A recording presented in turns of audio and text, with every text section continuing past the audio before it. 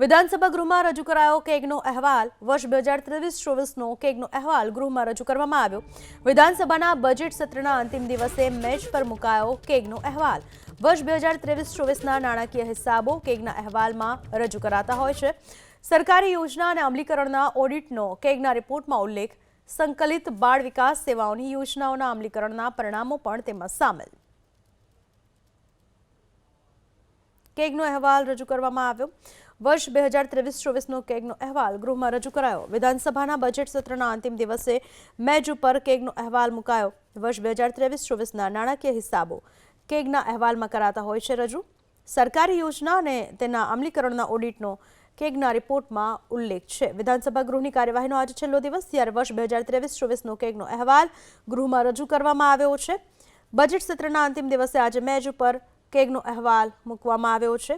વર્ષ 2023-24ના નાણાકીય હિસાબો આ કેગના અહેવાલમાં સામેલ છે।